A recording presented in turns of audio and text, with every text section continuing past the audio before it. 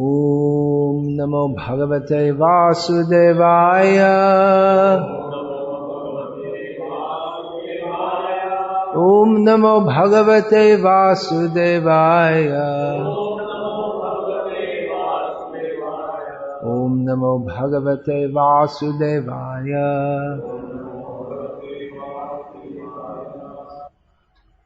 I'm now going to orally reply to an email in which there's several queries. I'll read the email. It is from a devotee who is recently joined one of our ashrams in the United States of America as a brahmachari. There are not many temples in America which accept brahmacharis. So you can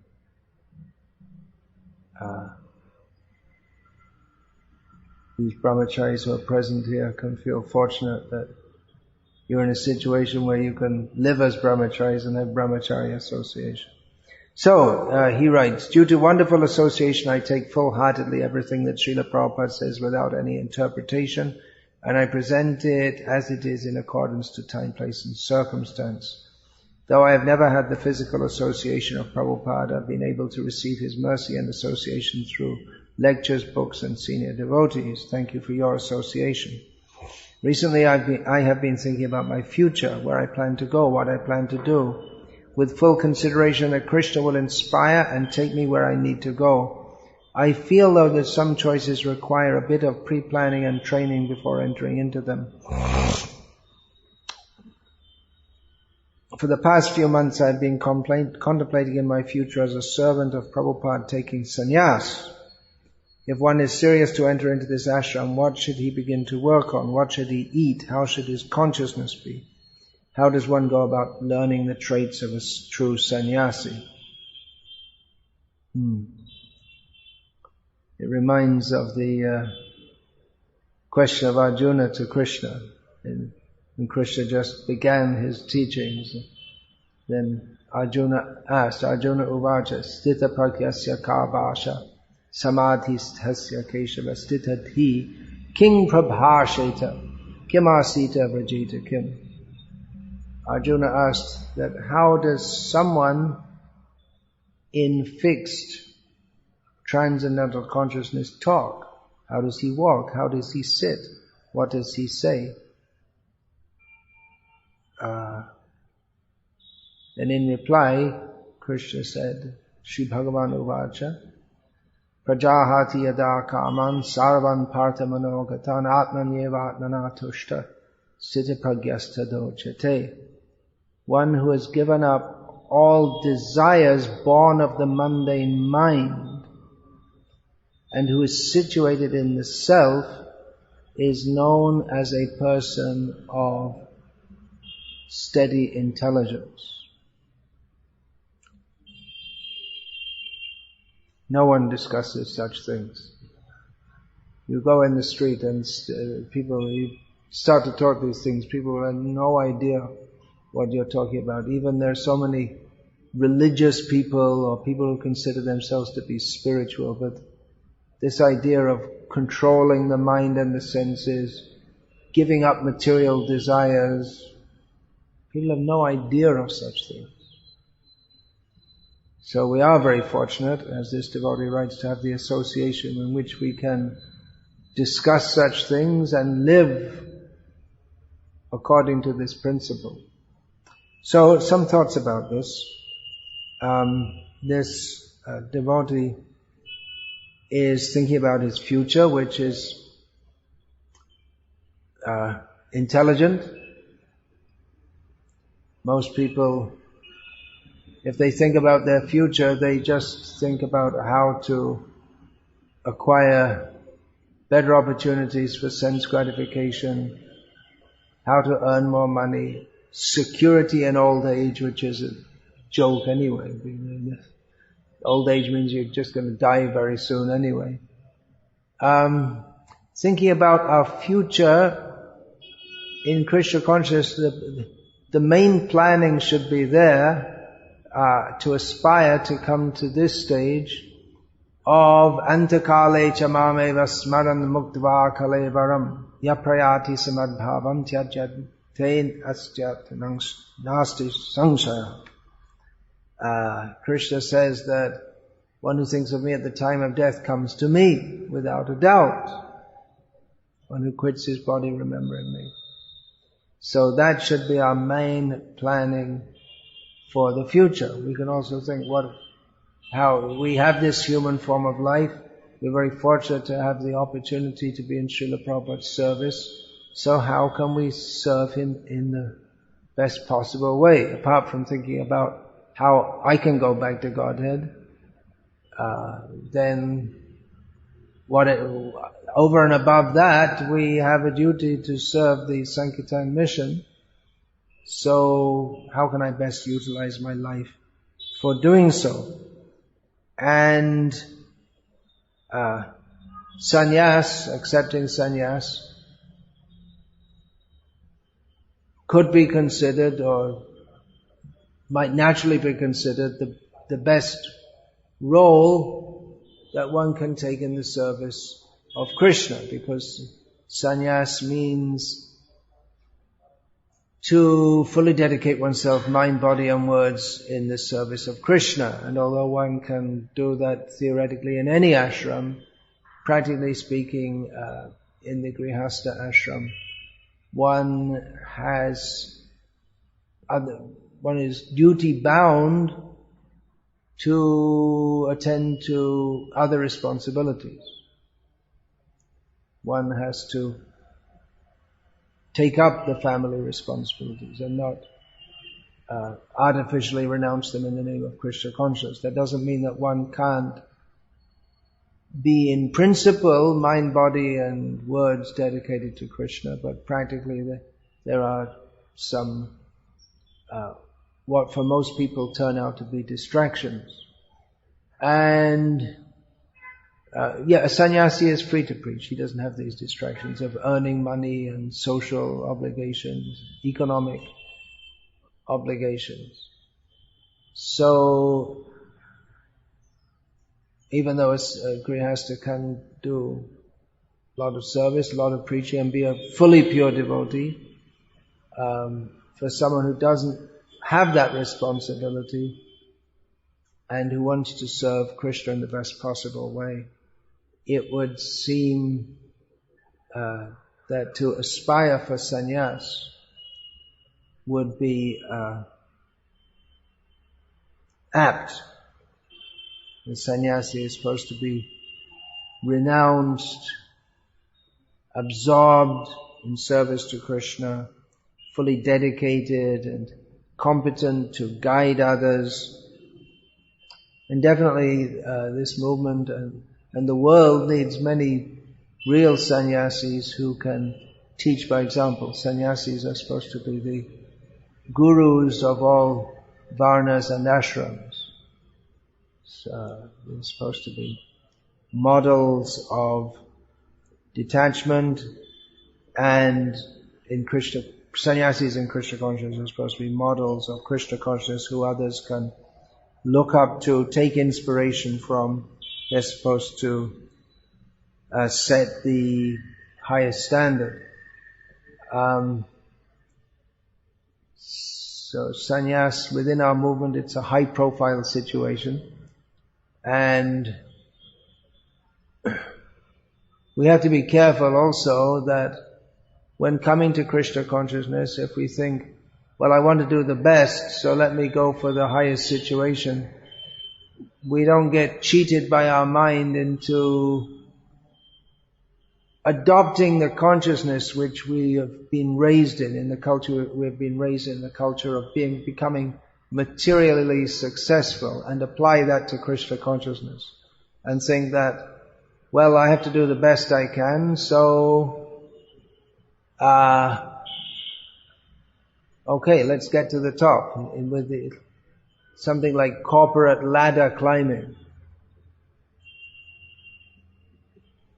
Success in Krishna consciousness cannot be measured by position. Generally, sannyas is offered to devotees who are fit for that role, which means they're supposed to be advanced in Krishna consciousness. But one can aspire for that, for a position within the hierarchy of the Krishna conscious movement due to mixed motives or an improper understanding. So that's always possible. I've several times told an account of I used to visit Rangoon in Burma regularly, and there was one Marwari businessman who I used to regularly visit. So I went there many times as a brahmachari. Then once I went there after taking sannyas, and so he addressed me when I came with my brahmachari name, and I said, actually, now my name is such and such. I've accepted sannyas. And he turned to his friend in the shop and said, promotion ho gaya. That's how he saw it.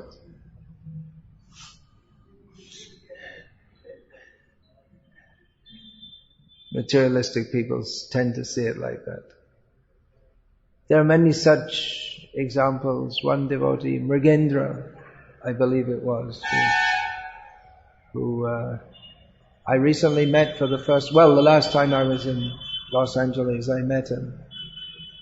He was at one time managing the BBT, so he's from a Jewish background, so his father is much, maybe it's making a stereotype to say this, but Jews are often associated with business. So his father never liked him joining the Krishna consciousness movement, but when his father came to Los Angeles and saw that Mrigendra Prabhu's office as the head of the BBT and doing millions of dollars worth of business, Mrigendra's office was much bigger than his own office, then he was satisfied. My son it's good. So we should be careful not to get into that consciousness. It's a real conundrum, because on one hand, Trinada Pisunichena, we're supposed to be more humble than a blade of grass. And for that, and supposed to be renounced from this world if we're making advancement in Krishna consciousness. And for that purpose, we'll see many Babajis in Govardhan especially, who they do lead deliberately very humble lives in every respect. They deliberately try to cultivate humility by being beggars. Who gives any credence to a beggar? Yeah. They wear old soiled clothes and they try to absorb themselves in bhajan by chanting all the time. But our movement is a preaching movement, and we accept yukta vairagya. We accept the things that Chaitanya Mahaprabhu warned against. Labh, puja, pratishtha, jata, upashaka, gon. Labh means gain, especially monetary gain. Puja and pratishtha means respect, position. So these are obstacles for advancement in devotional service, but in our movement we deliberately accept them because people have such a mentality and they won't respect devotees unless they tend to respect devotees because they show some outward signs of religiosity. Materialistic people, they can't understand who's actually advanced. This Srila Prabhupada, during the period when he was constructing the Krishna Balaram temple in Vrindavan, someone asked him, why are you constructing this opulent temple when you're supposed to be a follower of the 6 Goswamis who are Tyaktva Turnamashesha Mandalapati Srining Sada Tuchavat Bhutva Dina Ganesha Kokarunaya Kopina Kantashrita. The 6 Goswamis, they gave up all materialistic association as being tucha, insignificant. And their sole possessions were some loincloth and some patchwork quilt for the cold. And in the picture we see regularly of them, the kamandala is this water pot, which renunciants, they have one water pot which they use for drinking, washing their hands, passing stool. For renunciant, they have one water pot for everything, because they don't have too many possessions. So, why are you building this temple with all this grandeur? And Srila Prabhupada said that, well, if I just stayed under a different tree every night, like the 6 Goswamis, no one would listen. But if I build a big temple, they'll say, oh, he's a very important Swami. And then they'll listen. So, Srila Prabhupada had that experience. Before he went to America and after he came back triumphantly with his Western disciples, he was the same Bhaktivedanta Swami speaking the same message, but prior to his going, no one took him seriously. And after returning, they did take him seriously. He was the same person, same message, but because he had something external to show, people took him more seriously. And then he wanted to build big temples so that people would take this movement seriously. So that the message could be propagated. And in India, people expect ISKCON to build big temples, although building big temples is not our aim and object in and of itself. The real aim and object is to convince people to be Krishna conscious. So accepting sannyas is also a show. Chaitanya Mahaprabhu took sannyas so that people would respect him, so that they would listen to his message. So in Krishna consciousness also, we invite respect, which is, in the words of Bhaktisiddhanta Saraswati Thakur, who reintroduced sannyas into the, well, we can say practically he introduced it into the sampradaya, because although Chaitanya Mahaprabhu himself accepted sannyas and several of his followers, there were 9 sannyasis in his retinue, the 9 roots of the Chaitanya tree. But it seems that they all took sannyas officially in the Mayavad Sampradaya. So practically Bhaktisiddhanta Saraswati Thakur introduced that. But he said, he warned Tava Pratishta Shukare Bhishtha. That people are interested in respect, prestige and position. That respect, prestige and position is just like the stool of a pig. So if we're interested in respect, prestige and position, we might as well go and find a pig and let it pass stool and smear it all over our body. We'll be in a better position than one who desires respect. And definitely no one who smears pig stool on him will be respected by anyone. Although possibly in the Western world some punks might think that's something good, but sane people won't respect it. So this career consciousness we have to be very careful of. A sannyas is the highest position theoretically, although those in an institution, those who have influence in terms of power and money, manpower, power over manpower and money, they may have more actual respect. Although often it's the sannyasis also who have that. But it is a highly prestigious position. Really a devotee should aspire to be the servant of the servant. And especially in the beginning stages of brahmachari life, one should first aspire to be fixed up, as Srila Prabhupada said. He used this term, fixed up, to be sthita pragya, fixed in consciousness. So first one should try to be a good brahmachari. And sannyas is usually within ISKCON offered after, if at all, after many years. Usually at least 10 years. At least. Because it's been seen that it's not an easy ashram to maintain. There are many demands. Sannyasira alpo chidra sarva loke gai, Chaitanya Mahaprabhu said. The slightest fault of a sannyasi is recognized and broadcast by everyone. So sannyasi can do a lot of good, sannyasi can do a lot of harm. So it's not very easily offered. In the beginning, in brahmachari life, one should try to get fixed, and then we'll see later. Because that vow, especially the vow to be free from contact with women for life, in India still there are some brahmacharis. That consciousness is there of being a brahmachari, but in the West there's no such idea.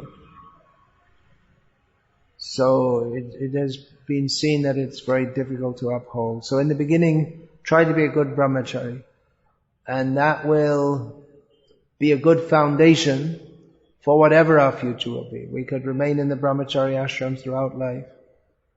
We could take sannyas. We could be a good grihasta, because generally someone who's been a good brahmachari can be a good grihasta. Generally, if someone's a good brahmachari, we don't encourage them to enter grihasta life. But certainly we can expect that those who do, they will be good grihastas also. And we also very much, apart from sannyasis, to set an example for others, we also very much needed as part of our preaching to have good examples of grihastas, because most of the people in the world are and will be grihastas, or at least they will associate man and woman. In the modern world they don't always get married, or even if they get married they often break up.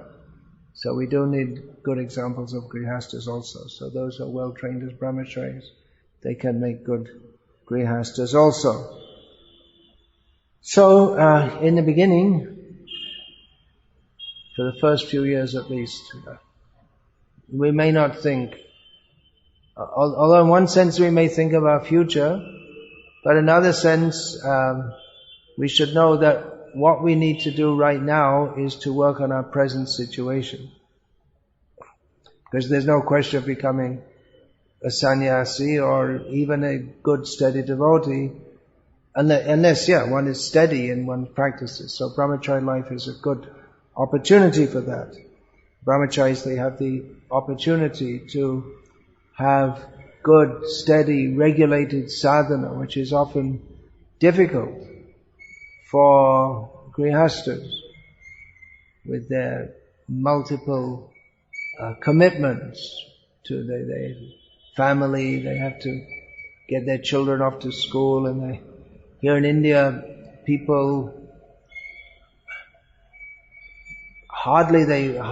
most people don't work less than 10 hours a day, which in the West is unusual.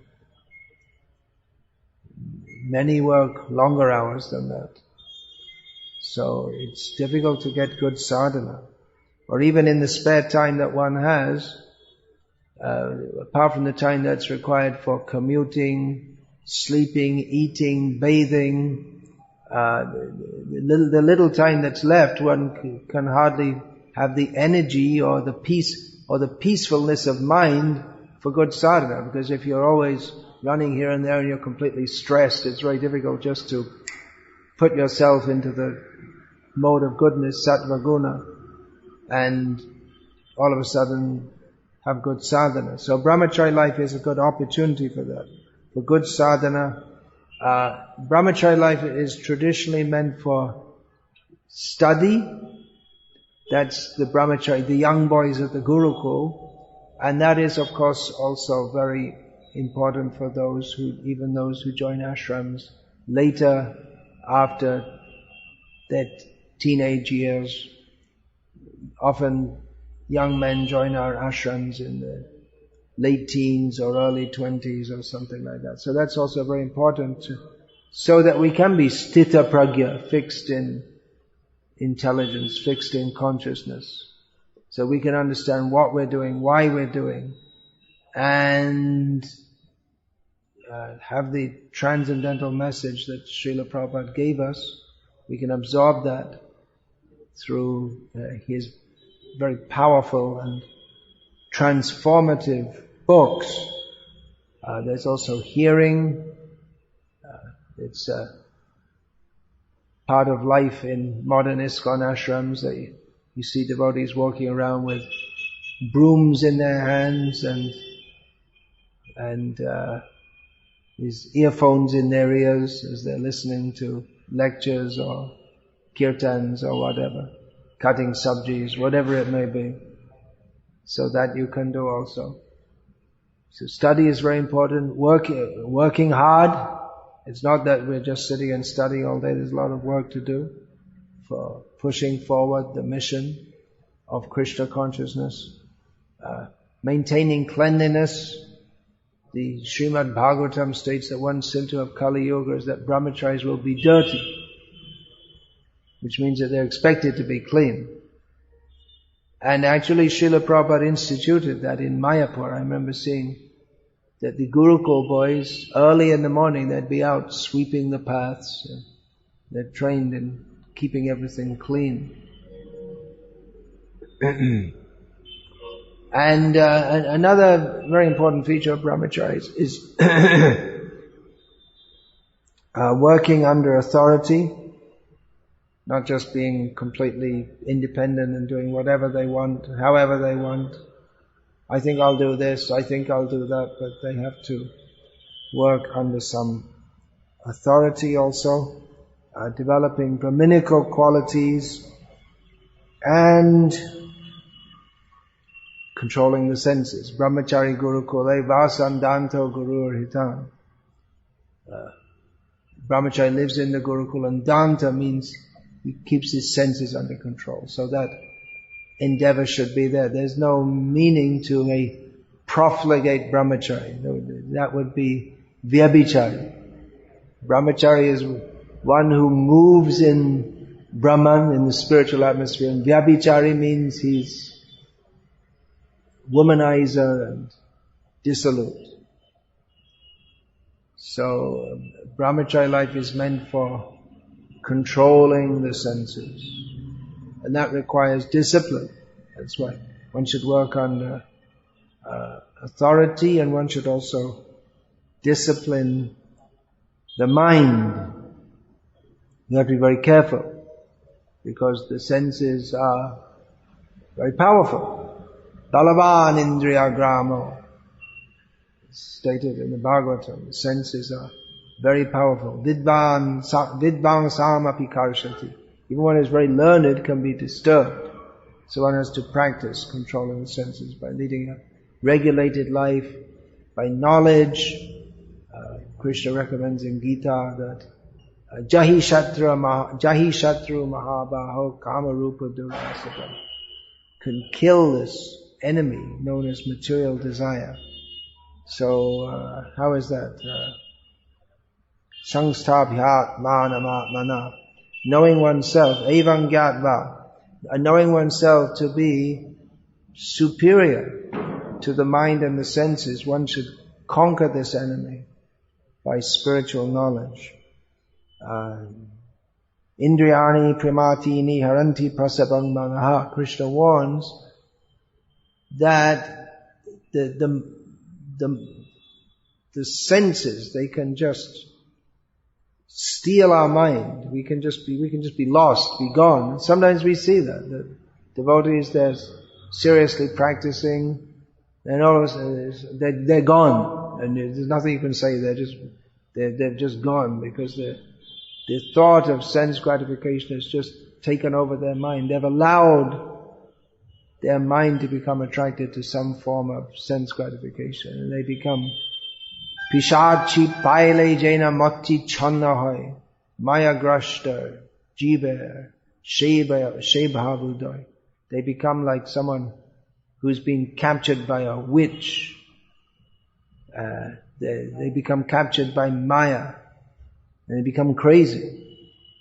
So it is a razor's edge. Uchishta jagrata prapya varang nibodhata. The Upanishads, they warn us that, or they exhort us, arise, awake, attain the boon, become aware of the boon that is available to us. But at the same time, be careful. Kshurasya dhara nishita durakteya durgang patas tat kavayo vadanti. At the same time, we should be aware that it's just like a razor's edge. It's very sharp, and we can. Those who are learned, they know about these things. They warn us. Be careful. Be very careful. So we shouldn't be complacent and think, I can do what I like. But those kavayo vadanti, those who are learned, they warn us. Be very careful. Spiritual life, it's a very tense and tight situation. We do say, chant Hare Krishna and be happy. And you might think, well, what's all this pressure and this heavy preaching and this stress and all this discipline, and where's the happiness? It seems like a prison camp. One of my godbrothers, who's an astrologer, he said that by looking at someone's chart, you have to go deeply, otherwise you can't understand. He gave an example. You might see that someone that all their life they have to live in a particular situation where they're not allowed to go outside, and there are so many rules, they don't have any freedom, and you think, well, they're going to be in prison. But it could be that they're in an ashram. An ashram and a prison are very similar in many ways. There are rules, you can't go outside. Hey, Gurudas, do you want to go to the disco? Maybe one of the brahmacharis will say, hey, we collected so much money. Why don't we go out and buy some wine? You can't do that. You're not allowed to do that. You might think you can do it, but if you're in ashram regulation, means you're not allowed to do that. You're under strict rules. You can't just go here and there. It might seem like a prison, but that is required. So I may say, well, where's the happiness? All this strictness and heaviness, but that is required. That is required. Otherwise, if we think chant Hare Krishna and be happy means do whatever you like, then you won't actually get the happiness of Krishna consciousness, because bhukti mukti spriha yavat pishachi hridi vartate tavat bhakti sukhasyatra katam abhyudayo bhavet. As long as the desires for material enjoyment or liberation are in the heart, those desires which are like witches, then where is the question of the happiness of bhakti? So, this strictness, we accept it as being conducive for spiritual life. If we're not happy in that situation, then we don't belong in it. We're not fit for it. Then you can go to the Grihastha ashram, and that's another kind of prison. That's called Maithunagara, that you're tied up by the chains of sexual desire. Of course, Grihasthas are supposed to be controlled also. But anyway, this whole material world is a prison, and there is some semblance or illusion of freedom, but as I've heard it said, the difference between brahmachari ashram and grihastha ashram is in brahmachari ashram, you have to do what the temple president says, and in the grihastha ashram, you have to do what your wife says. So, still you have to do, still you're under control. And you might think, well, I don't like this getting up early every morning. We still have to get up early, and instead of going to Mangalati, you go to work. That's all. So, those who can understand this, they can remain in the brahmacharya ashram under discipline. And it's a happy life, because it's a life of sacrifice. We're working for Guru Hitam, for the pleasure of the Guru. So, that actually brings happiness. Trying to act for our own sense gratification doesn't bring happiness. Yehi sangsparshaja bhoga dukha yoni evate adyantavanta kaunteya nateshu ramate buddha. Every brahmachari should learn this verse. Everyone. It's a great key to how to live in this world. That the so-called pleasure that comes from sense gratification is simply a cause of distress. Beginning, middle and end. Therefore an intelligent person doesn't take part in it.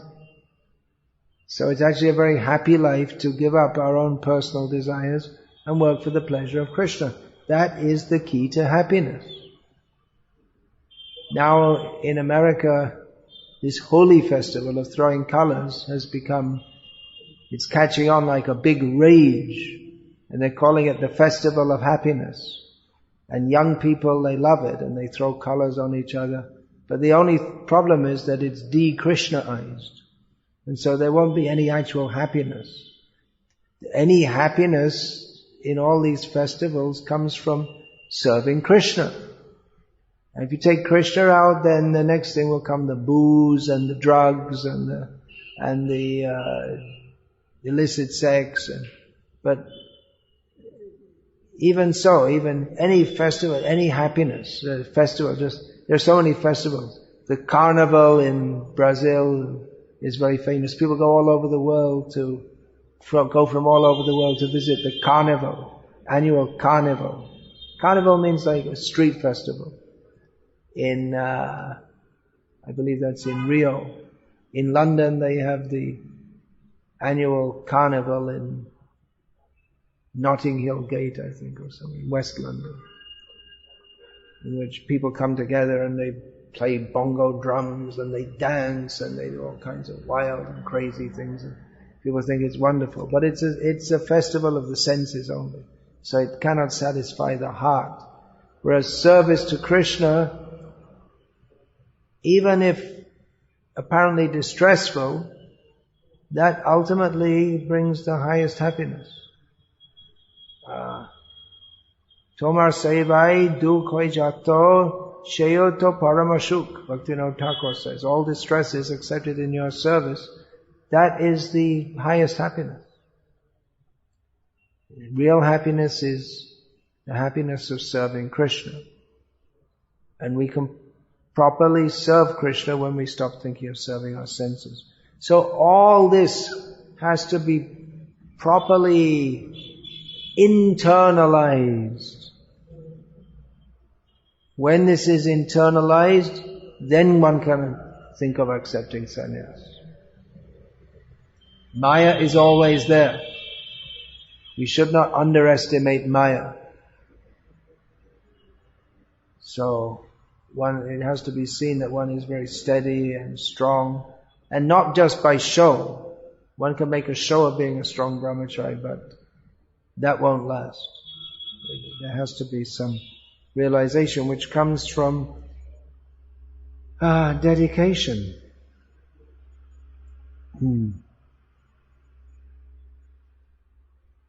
Yeah, there's another verse. This Yada Sangharate Chayam Komongani Vasarvasha Indriyan Indriyatebhyas Tasya Pragya Pratishtita.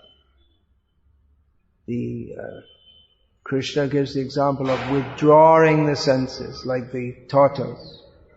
You see there's some danger, withdraw, don't get involved. Such a person is situated in spiritual intelligence. Tasya pragya pratishtita. Such a person is situated in spiritual intelligence.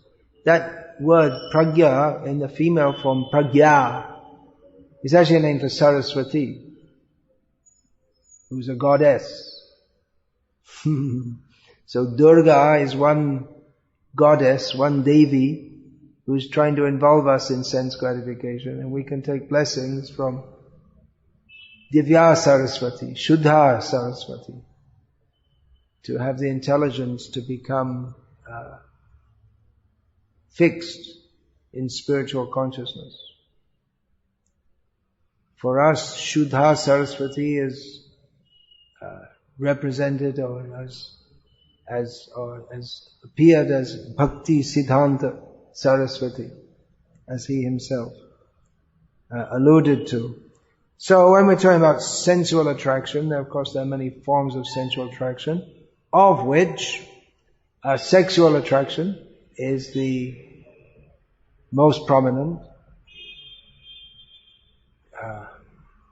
The mighty power of this sexual attraction, astonishing. How even a male donkey is attracted to a female donkey, a male pig is attracted to a female pig.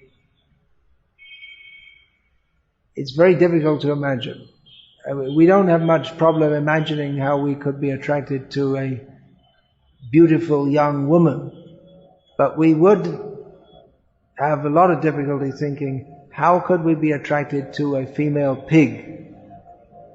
I don't think anyone in the human species ever, when they see a female pig, thinks of going up to it and embracing it, giving it a sexual or any other kind of embrace. But that form is as enchanting to the male pig as the human female form is to the male human. Think about it.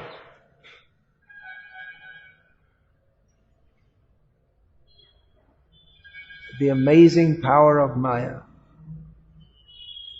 As Srila Prabhupada noted, this Caesar, he was ruling over a whole kingdom, but he was trapped or attracted, controlled by the eyebrows of one Cleopatra. So the mighty power of Maya, even the thought of, even the voice, even the form, the amazing thing. This one of our devotees, he's a sannyasi now, he often told us how, this was many years ago in the 1970s, at Bhaktivedanta Manor in London, there were regularly dramas, you know this story, huh? There were regularly dramas being performed.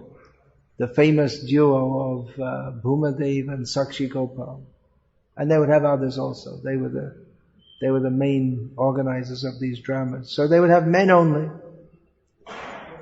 So when female role was to be played, there'd be men playing it.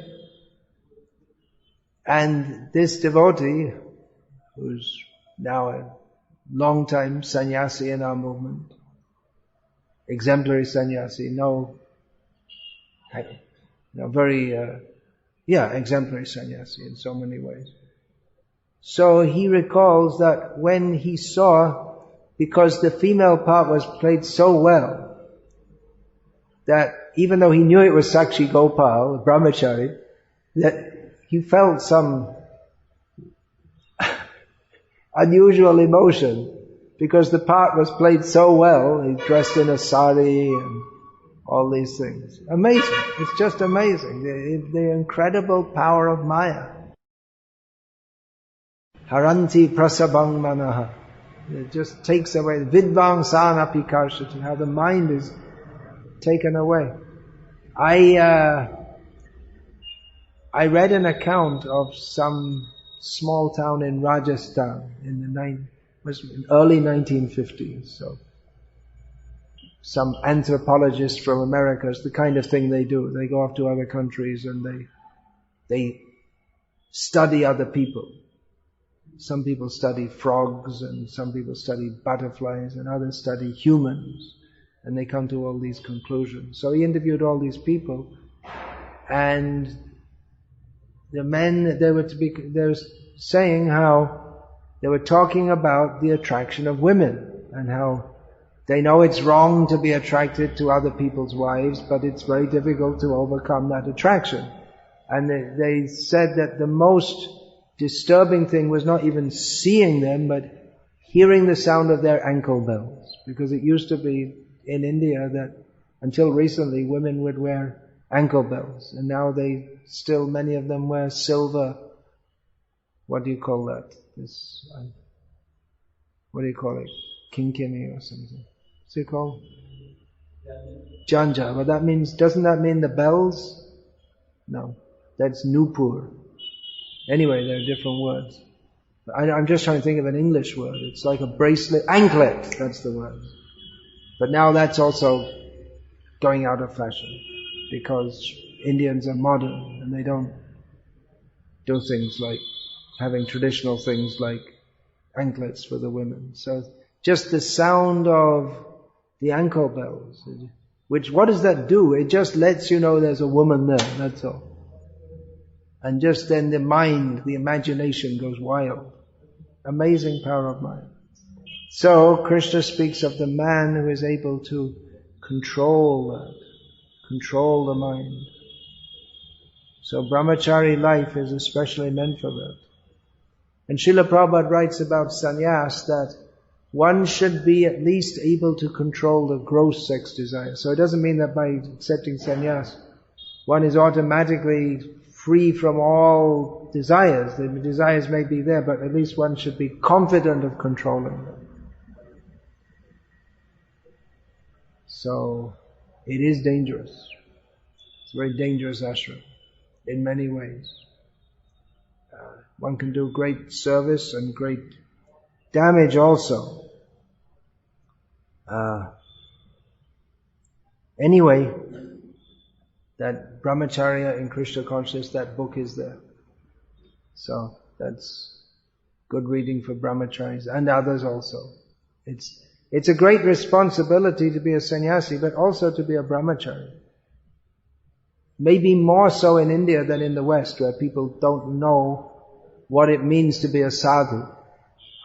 People expect sadhus to be self-controlled and to have very good character. You just told me that in Kanpur you stopped at a pan stall. Not to buy pan, but to ask some directions. And you were wearing Gopi Chandan tilak. And even though you were dressed in conventional dress, you had this tilak, and the panwala, the person selling pan, he said, Maharaj, mujhko kuch gyan batai. Maharaj, tell me some knowledge. And by that, clearly he didn't mean tell me something about mechanical engineering or chartered accounting. He meant by gyan, actually the root meaning or the general understanding of the word gyan in Indian languages means spiritual knowledge. And then other meanings like material knowledge, that's secondary. But if you say gyan without any other context, it at least it used to mean spiritual knowledge. So that is a great responsibility to represent Chaitanya Mahaprabhu's Sampradaya, Krishna consciousness, Srila Prabhupada and his movement. And in India, this saffron dress, it's highly respected. Maybe it's becoming less so because there are so many scandals of sadhus coming out. This Asaram recently came. Although he's married actually. He's married, he wasn't a sannyasi. But he was known as a sadhu. So married or not married, a sadhu should be a sadhu. And not a womanizer. It's not forbidden within Vedic culture, it's not at all forbidden that one be married. And even some people, they may be, it's not very good, but there may be some men who they go to prostitutes and all this kind. That may be there also. But for a sadhu, the first thing, no messing around with women. That's the first thing. So one should be very careful to represent Krishna consciousness properly and set a good example in that regard. And hopefully the time should come in the West where people realize this also.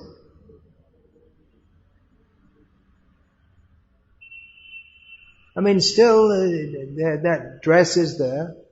If people can recognize the dress of a monk or a priest. There are Christian priests and they have robes by which they're recognized, and they are expected to be well behaved and not to be ordinary sense enjoyers. They're supposed to be very cultured, withdrawn, not very materialistic. I still remember from maybe 40 years ago a skit I saw on TV. It was so funny, a comedy of the bishop, like the high priest in the Christian tradition, walking down the street, walking like this, like mafiosi with two men on his side with dark glasses, and it's just so opposite to what you would expect of a saintly person. It was funny because it's absurd. So people in the West should also come to recognize that Krishna consciousness is the highest spiritual culture, and philosophically they may not understand, but behaviorally, if they see devotees are very well behaved. I remember once a few years ago in an airport in America, I can't remember exactly what happened. They'd cancelled my flight or something. What was it? No, they'd promised me they'd put me on the next flight, and they didn't put me on the next flight. I was saying, come on, I'm supposed to be, I bought the ticket and you're supposed to put me on the flight. And they said, Shanti, Shanti, Namaste, keep cool. They were thinking that because I was dressed like this, I shouldn't be upset. Although they shouldn't think that they can just, he's a sadhu, put him on the bottom of the waiting list because he hasn't got anything important to do. We have more important things to do.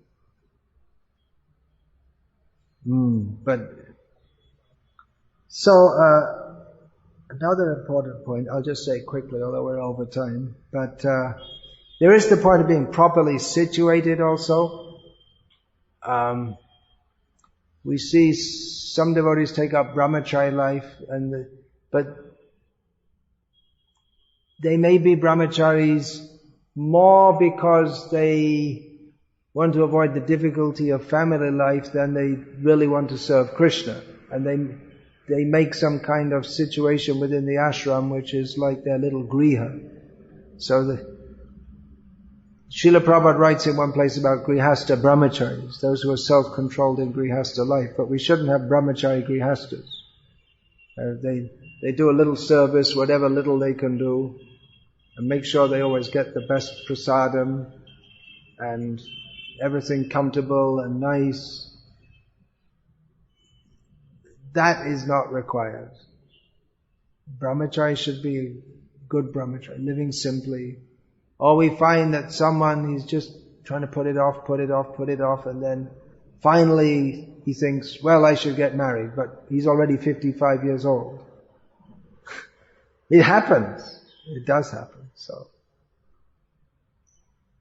brahmachari is good training, and if we can remain in that ashram, that will be, if we can remain properly mentally situated in that ashram, that will be very good for us. But we have to be very careful also and not make a travesty of the whole ashram. And they can also properly situated in our ashram, understand the duties and the responsibilities. Sannyasis also, they may aspire to be a sannyasi, but a sannyasi also shouldn't be like a grihastha. If people offer him money, then all right, give it for Krishna's service. And not that a sannyasi should be like the bishop in that comedy skit.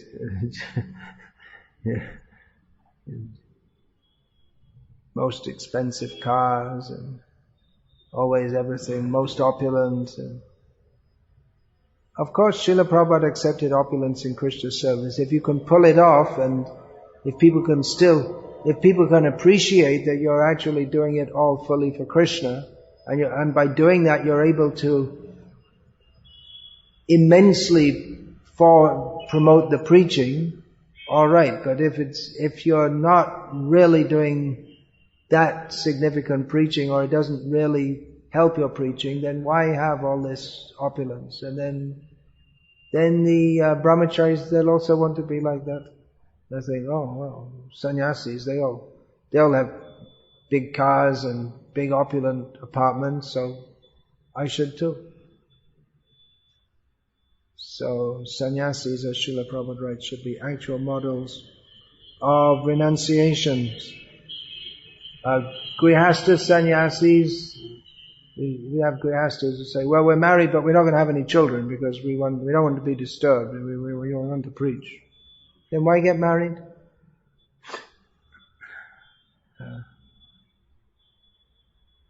I don't know any acharya who ever preached that you get married and then you don't have children because they're a disturbance. You should just do bhakti. Rather, Srila Prabhupada quoted from Manu, Putrate kriyate bharya. One should accept a wife for the sake of having a son. Of course, that could be said to be a materialistic consideration, but Srila Prabhupada did quote it also. And again, going back to the 1970s, I remember one of my godbrothers from Germany, he was in England, and he said that he was married and he didn't have children. Srila Prabhupada asked him, why not? He said, well, we just want to do service. And he said, well, then why get married? So Srila Prabhupada expected, as every acharya, and not only within the Gauriya Sampradaya, within every Sampradaya, and even within the bogus Sampradayas, the Mayavadis who in many ways strictly follow the Vedic principles, they never say that you get married and try to live like a sannyasi. So if you're a brahmachari, be a good brahmachari. If you're a grihastha, then be a good grihastha. Everyone should know what their position and what their role is. Otherwise, where's the varnashram? Another thing is women trying to be men and then trying to make the men into women, and it's just, the whole thing's bizarre. In India they're following this now. They have women police.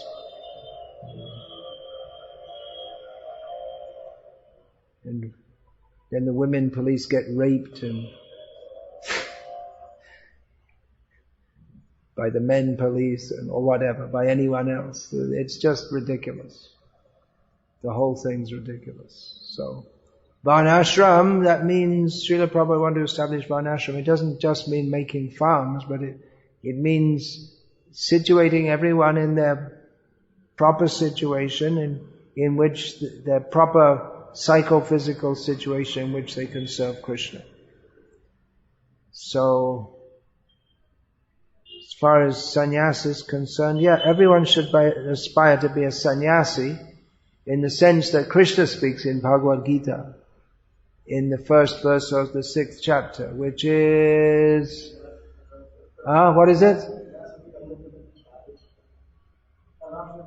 Anashrita karma palam karyam karma karoti yaha sasanya cha yogi cha naniragni anachakriya. One who does his duty without taking shelter of the results. He does his duty as it's prescribed. He is a real sannyasi and he is a real yogi. Not one who simply formally accepts sannyas. In Gita, Krishna says so many things which just Arjuna has a difficult time understanding it because it's so different to all of these stereotyped religious conceptions that Arjuna had.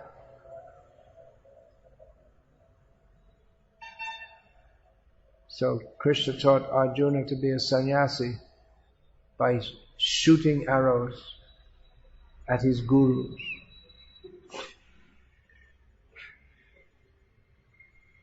Amazing. It's not for everyone.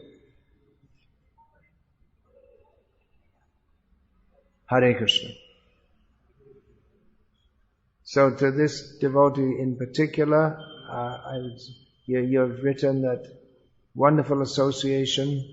So please continue to take guidance in that situation you're in. It's actually, in all of America, it's probably the best situation for brahmacharis in the particular temple that he's in. It's a good, vibrant sannyasa, brahmachari ashram with good guidance. So please remain in that. In my own case, sannyas, it wasn't something that I thought of. I thought, well, maybe when I'm 50 I'll take sannyas. I didn't think I was ready for that or any such thing. But it was proposed to me by my then GBC. So I said, okay. I discussed it a little bit and I said, okay, put me on a 5-year list. I didn't think much about it. Then 5 years came. And it was a very disturbed time in our society. But then 3 years after that I thought, well, anyway, now my brahmachari life is such that as a more senior brahmachari in our society, I'm traveling to different places and giving lectures. That's my main service. And overseeing different situations. So I thought it'd be conducive to my service to accept sannyas. So then I took.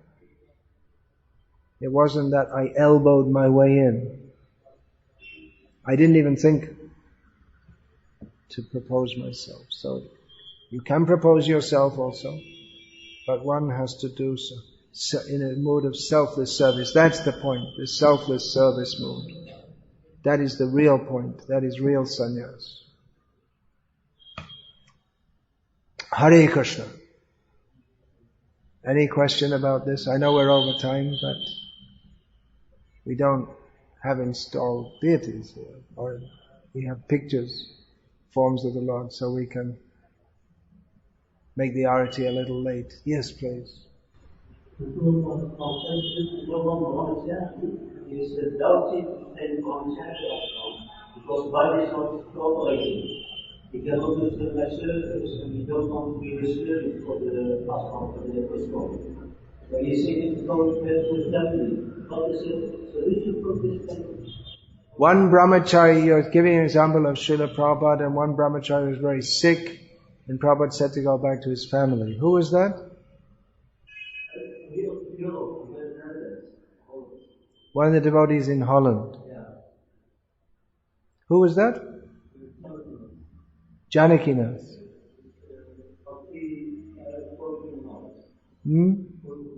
Oh, he's Govinda Maharaj's disciple. But you said Prabhupada? Oh, I thought I heard Prabhupada. Yeah, that is a problem, especially in the modern age, because with wrong diet and all rubbish foods and wrong way of life, it's a very common syndrome that people have very poor health in the modern age. And we're seeing that in this generation of young men in India also, which wasn't there previously. People used to be strong and healthy, but now they tend to be very sick. Yeah, it does require also at a minimal level of, apart from mental strength, it requires physical strength also, to rise early every morning, follow a whole program of sadhana, not sleep much. In some ways it's also a healthy life, a regulated life, simple diet, health, It's supposed to be a healthy diet, although I don't know, all these vegetables you're eating are full of chemicals, here in India especially. Yeah, but that's a fact. It does require a minimal level of health, because we can't just turn our ashrams into hospitals. Of course, if someone's been serving as a brahmachari for many years, we may not kick him out also if he gets sick. We have to see in individual cases. I know what used to happen in Mayapur, again I'm going back to the 1970s, that people used to just dump off their sick sons who couldn't do any work and just dump them off and say, he's joining, we're offering him to you to join your temple. I saw a few cases of that. So,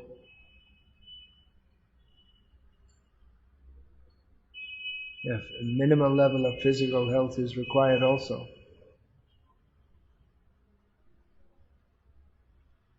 That's also a fact.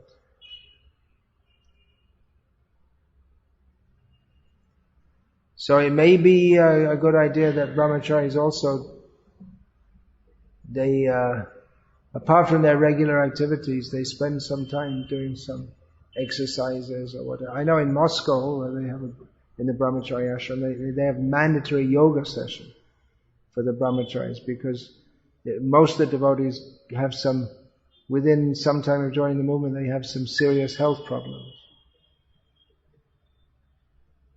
That wouldn't be so much because of the Krishna conscious way of life, but because of the way of life that they led before they joined the movement.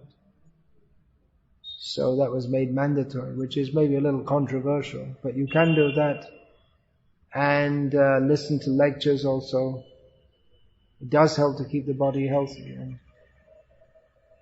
almost everyone in the modern world, at latest, by the time they hit middle age, they're starting to have all kinds of bodily problems. You told me, what was it, in the last 3 months you spent more time, money and energy than in your whole life, in the rest of their previous life, on medical things. In America, if you get medical problems, watch out, because it's cripplingly expensive. Here in India we see also everyone, they may have money or not money. They go to the hospitals, they need this treatment, that treatment, and they have to take a loan. Poor people, they spend their whole life paying it off. How old is your bag of bones there? 42. So it's middle age has set in. And there may be so many medical problems.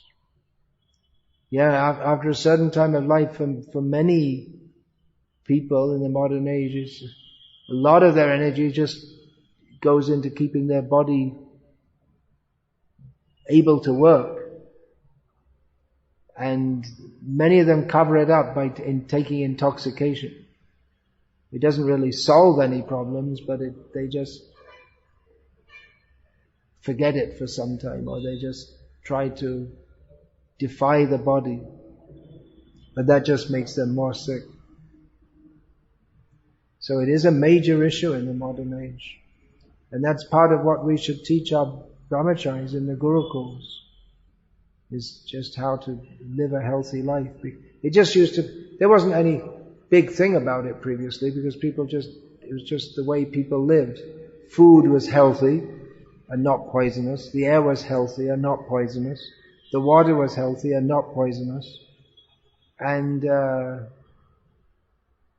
people lived basically healthy lives. But nowadays, to know how to keep healthy it's something you have to learn. But again, I remember traveling in Bangladesh, everyone just knew so many things, just part of the culture. Just Chaitra Mas has come, this time of the year has come, so the heat begins, then you stop eating gur, date gur especially, because it's very heating food. So things like that. And then after sunset, you don't drink coconut water, because it's very cooling, and you shouldn't take very cooling foods at all.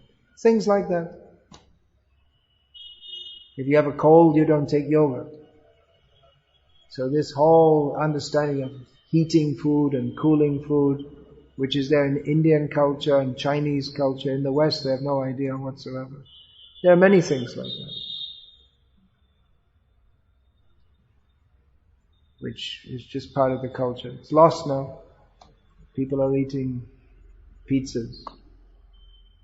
They have no idea. Once I was in Washington State, near Seattle, in the USA, and staying in the house of Vednarayan Prabhu. He was living there at the time. In the next house, there were some students living. So 1 o'clock in the morning, I woke up, and they were talking loudly, and I heard one student say, "I'm going out to get some food." It's 1 o'clock in the morning. He's going out to some restaurant. Because just at 1 o'clock in the morning he's feeling hungry. I mean, to me, it's just normal in the Western world. But to me it just seems bizarre. 1 o'clock in the morning, unless you're a Paramahamsa, you should be asleep. And eating in the middle of the night, it's just completely bizarre. It's called modern civilization. People they have no idea of the basic needs of the body. At night the body needs to sleep. Daytime is the time for eating, not nighttime. Especially not 1 o'clock in the morning. So, it's amazing people are not more sick than they are. Okay, Hare Krishna. Let's stop there because it is getting late. Hare Krishna.